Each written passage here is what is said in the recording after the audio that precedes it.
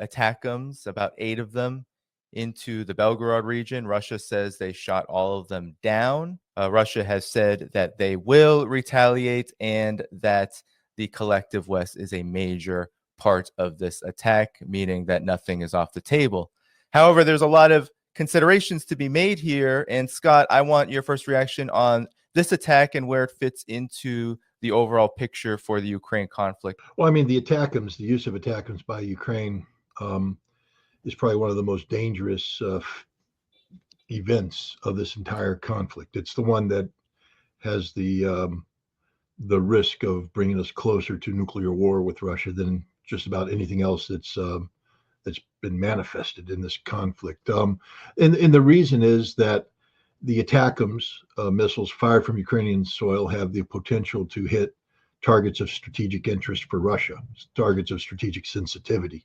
And if enough of these targets are struck at the same time in concert with other conventional weapons releases from Ukrainian soil, for instance, of Scalp missiles and the French or the British Storm Shadow, I think the Scalp is the French system.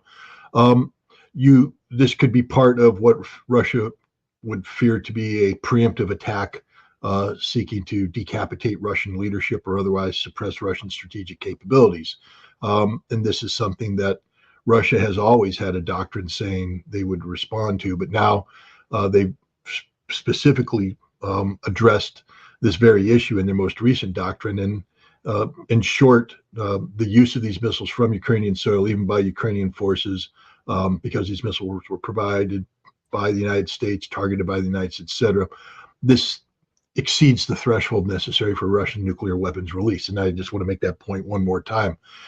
The use of ATACMS missiles by Ukrainians against Russian soil exceeds the threshold set by Russia in its nuclear doctrine for release of nuclear weapons. So if we wanted to go to war, nuclear war, if Russia, doctrinally, the smoking lamp has been lit. Fortunately, Russia doesn't want to go to nuclear war, and Russia has sent a signal to the United States. There was a phone call sometime in November between General Gerasimov and General Brown, the chairman of the Joint Chiefs of Staff, and the Russian Chief of Staff. The contents of the content haven't been publicly released in terms of a transcript, but the one of the topics that has been claimed to have been addressed in this is that Gerasimov said, look, if as long as the ATACMS are used to a certain range threshold, we'll just blow the crap out of Ukraine. That'll be our response. If it exceeds that threshold, then we're coming after you. And so far, Ukraine has been firing ATACMS missiles below that threshold. So if the reported conversation is true, all parties have received notice. The problem is Ukraine is desperate. You mentioned in your opening statement about an offensive in Kursk. It's literal suicide. I'm sure Andre and Larry will be able to add things to that. It didn't work. It's not going to work. They're all dying. Zelensky is furious at Syrskyi because he was supposed to create something that allowed Zelensky to, in effect, blackmail Trump and say, you have to continue funding me. Look what happens when you give me money and the great successes the Ukrainian army has. We need to go on. But instead, all the Ukrainian soldiers dead. It didn't work. The Ukrainians are desperate. And my concern is that the Ukrainians will release ATACMS at ranges greater than the threshold set by Russia. And in that case, I believe Russia will use the Oreshnik missile, multiple numbers of the Oreshnik missile, against targets of strategic value. They won't be nuclear attacks, but Russia will pound the living snot out of Ukraine using Oreshniks. And it'll be a statement not just for Ukraine, but for Trump as well. And the statement is, we really don't care about you anymore. You're irrelevant to us. You mean nothing to us. We're going to finish this war the way we want to finish it. And you get in our way, that's going to happen to you. We're not playing games here. And it's also a message being sent to the British who are behind the Kursk offensive. This is a British operation, British planned, conceived. It's part of the British mindset of how to keep Ukraine in the fight. And it's a message to the British, and it's a message to the French, who still operate under some misconception that, and the Germans, that they can send troops to Ukraine, and that the conditions will be created there. They can send these troops to Ukraine. I think Russia, if pushed, will send a strategic signal in the form of multiple Oreshnik missiles that will have horrific impact on the targets, because the targets that'll be selected, I believe, won't be a throwaway demonstration target. I think it will be a target of strategic value and of visual value, meaning it can't be hidden behind a wall. For instance, if Bankova Street ceased to exist, that would be one such target. And I think the Russians are in the mood right now where they may be ready, willing, and able to pull that trigger. That's one step short of the next to last step before a nuclear war, because if that doesn't work, the next thing is to strike NATO targets. And I believe that three most likely targets are the two anti-ballistic missile systems, and one in Poland, one in Romania, and Ramstein Air Base comes up there as well as the heart of the logistics transfer. And then the next step after that is nuclear war, and it's so we're 3 steps away from a nuclear war, and Ukraine appears ready, willing, and able to facilitate that. That's what has me worried. Larry, I wanted to just bring you in and ask what your reaction is to, Scott used the word desperation. We have these reports about a renewed offensive in Kursk. How do you see these developments given what Scott just said there? Well, since we're in the middle of playoff season in the National Football League, and even most of the rest of the world has become acquainted with American football. Let me use a football analogy. The Russians are ahead 70-0, okay? And we're in the 4th quarter. And it doesn't matter how many Hail Mary passes, how many onside kicks, how many desperation plays the Ukrainians make. They ain't going to win. They're losing. They have lost. There is no recovery from this. And it is the proverbial chicken with its head cut off, running around, bleeding everywhere, creating some mayhem and chaos. And I think the Russian leadership understands that they're not getting too excited, too emotional about it. They're going to secure their victory. They understand that, the West is so detached from reality with respect to, we'll get a freeze in place. Yeah, the credibility of the West is now zero with respect to Russia.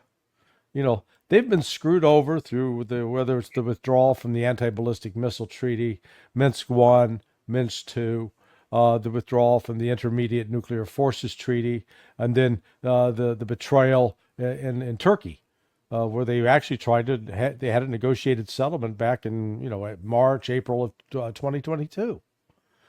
So there's nothing that Ukraine can do that's going to change the outcome. The trajectory is set. Like I said, they can throw Hail Mary passes. They may even score a touchdown here and there.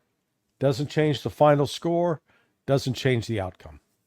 Andre, could you provide an assessment of this, what we've heard about this so-called Kursk offensive, this renewed launch of attacks, as Ukraine has already been pushed down to the Suja region. Now they're saying that they are on the offensive again, or at least that's what the Western mainstream media says. What is the reality on the military front?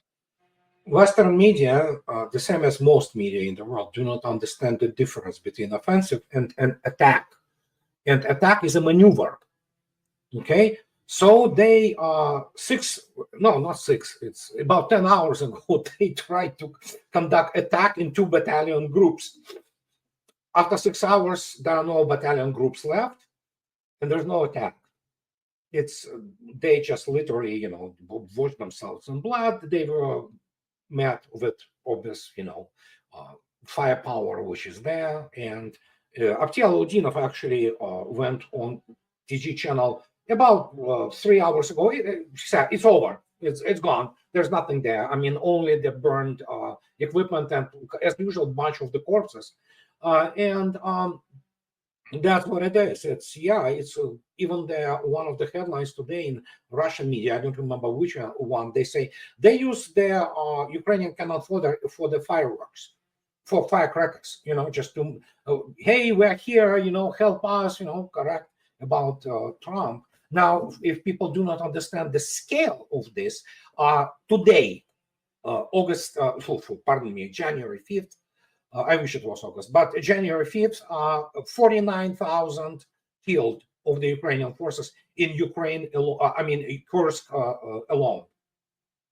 So they lost their huge combined arms army there. And as Scott stated, British or French, these guys are not professionals in operational planning. They are looked at as amateurs. They still believe they operate within this, I don't know. They evidently do not understand the modern battlefield. They do not understand how it works. They do not understand how to calculate proper force. They do not understand how to sustain it. But you would expect this from British and French, especially British, with their, I'm quoting Doug McGregor, Lilliputian force. And their military education is a joke. So there you go. And as a result, we have these numbers.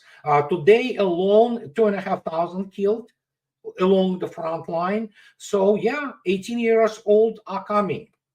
And this will be the last of the sperm bank of Ukraine. The Russians will oblige, they will kill them all. Scott, there have been some who have come to me and said, or have sent me messages, communicated with me saying, each time that Ukraine launches ATACMS. I know they don't have that many left, but they've been launching them consistently since they received approval from the United States, or a green light, or whatever we want to call it. They say that the response has been too soft, that there hasn't been a hard enough response to this. What do you have to say to people who say this? Most people who have come to me with this reside in the collective West. They're observing it from the outside, and they believe Russia should take an even harder response to these transgressions. Well, I think Larry touched upon this. Russia's winning. Well, how hard do you want Russia to get? Go to the front line in the line of contact anywhere, in Kursk or anywhere, and count the dead bodies. They're almost all Ukrainian. Look at the advances being made. It's all by Russia. Russia has a strategic objective in this conflict that's been consistent from day one, and they're achieving it.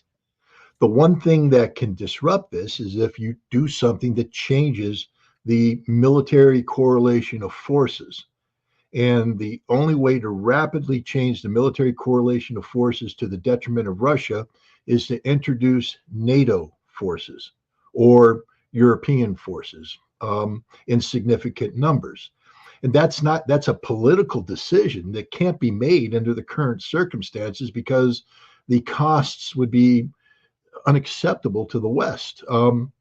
But if Russia overreacts, if Russia does something that creates a new political, operating environment where suddenly people in Europe take a look at the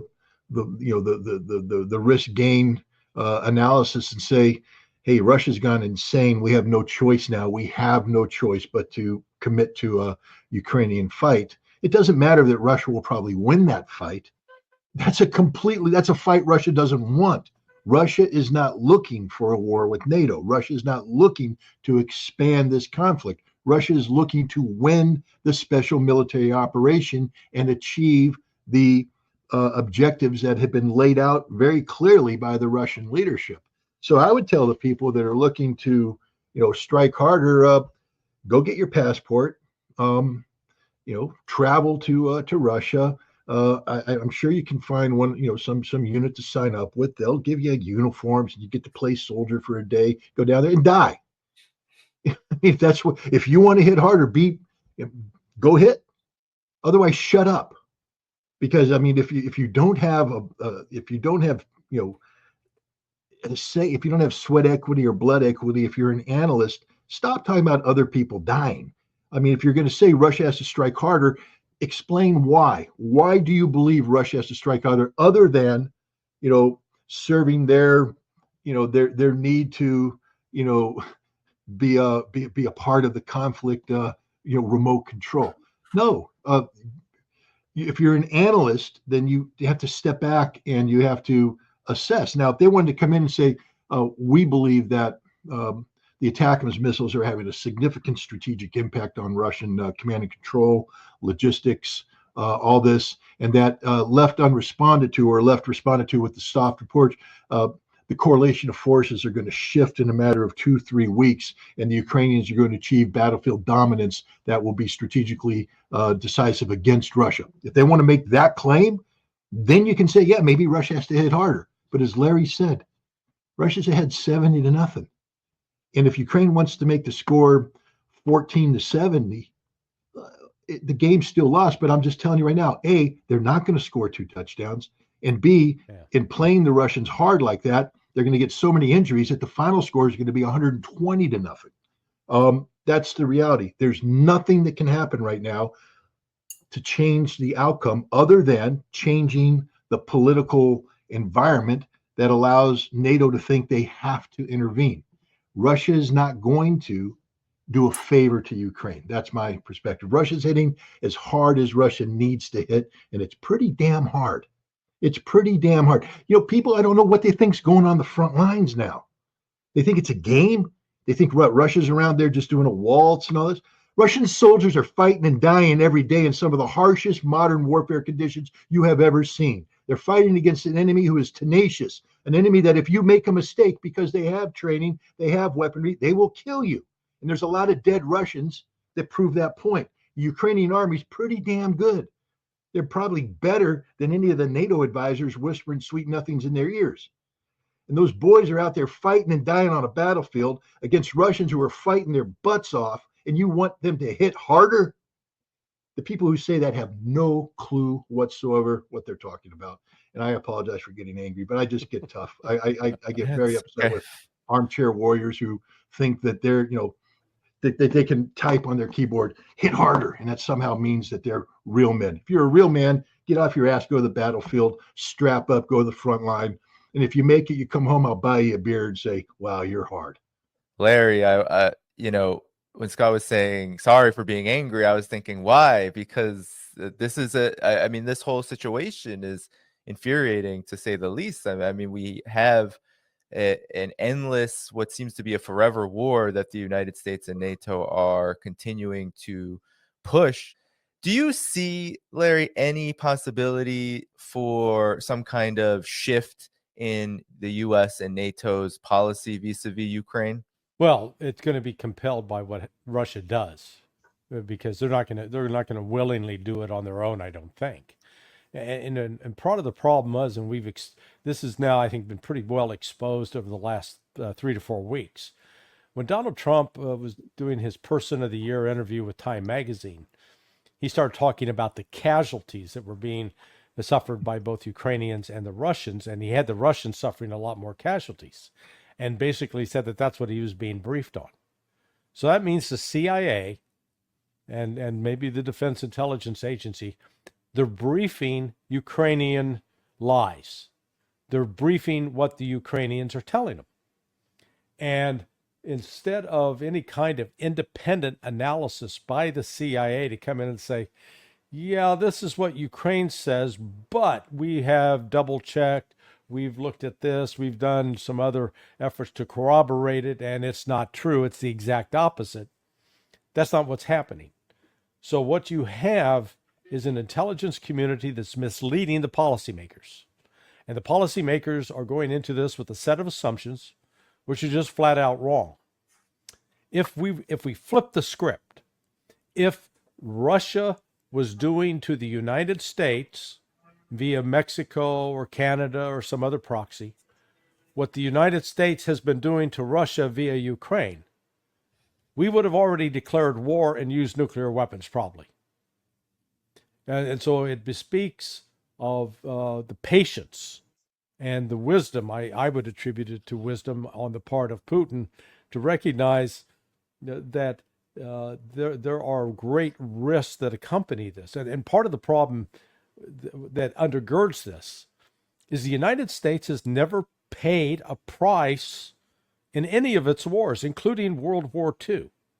We haven't paid a price in war since the Civil War.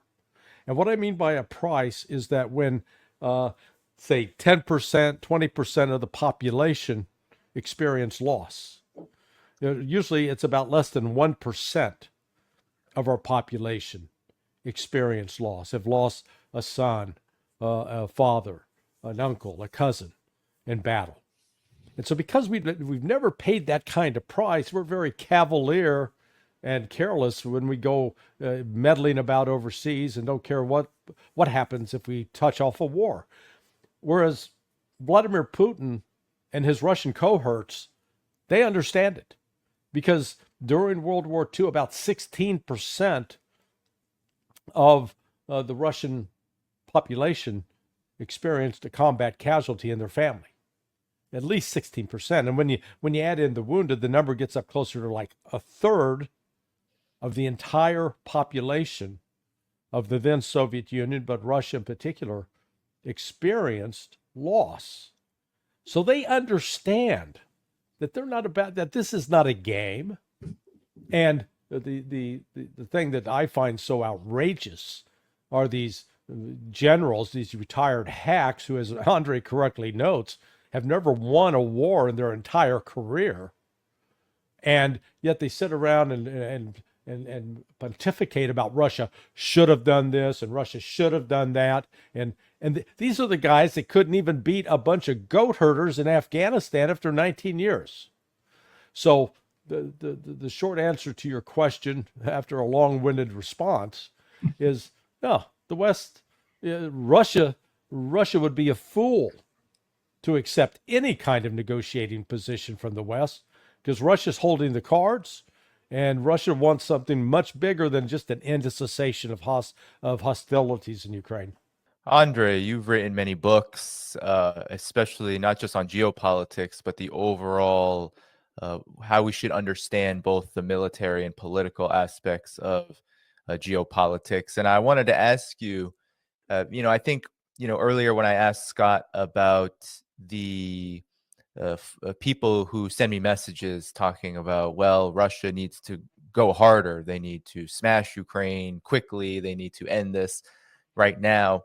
I wanted to ask you, from the perspective of Russia and the overall geopolitical situation, why is it then that Russia decides to pursue the path it has in this war of attrition on the battlefield? And perhaps you could also update beyond the Kursk region, what's happening on the battlefield that might help us understand this.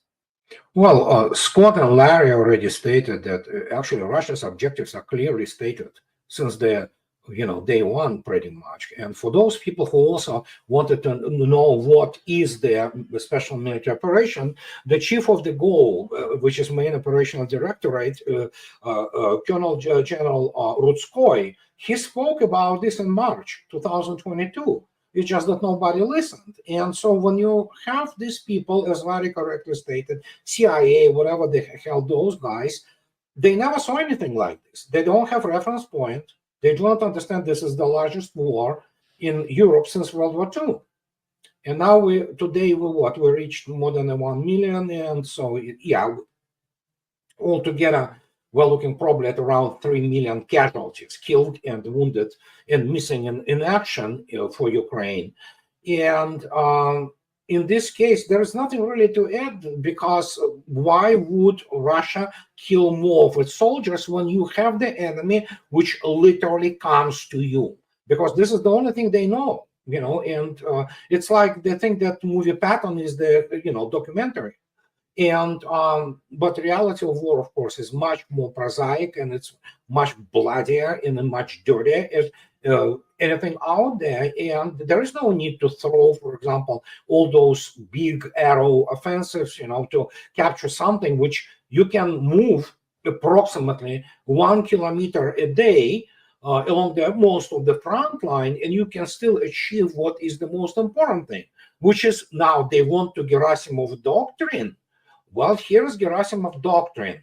If to rephrase Clausewitz's famous dictum that the main object of war is to compel the enemy to do our will, Gerasimov doctrine, as well as the Russian whole, mindset, is the main object in the war is to physically annihilate the enemy and then dictate our will. And that's exactly what is happening. And judging by the panic and exasperation and desperation in media and all those nincompoops who pretend that they understand what is going on, as Larry correctly stated, they come up with, and they basically brief lies. And I encountered on a number of occasions, it's just, what is this? Most terrifying is those people who are supposed to be professionals, they, be that CIA, be that US Army, whoever they are, the Defense Intelligence Agency, they swallowed this hook, line, and sinker, this propaganda from Ukraine. It's literally terrifying. Guys, where's your tactical and operational awareness, situational awareness? And they produce those numbers which are preposterous, but they don't have toolkit, even supposedly very many those professionals, to even make the adjustment or even to make proper assessment, because you need to understand how it all works. They still do not understand how it all works. They still throw in, if you look attentively at this pattern, some of it is British plan, others are American plans or joint plans. That's the only thing they know, how to throw the troops at the wall and see what sticks. So they did already now the million killed of Ukrainians. How many millions maimed and absolutely scarred for life? We can only we can only imagine, and that is catastrophe for them. And the ramifications, of course, are. And Russia is not going to. I agree with both Larry and Scott that Russia is not going to allow some kind of the PR effects, because we have the guys. Let's keep it. Scott said it. Larry said it. You have those gamer boys primarily from the mama's basements, okay, who wanted an instant gratification. It's like buying the hamburger, in McDonald's. Just drive through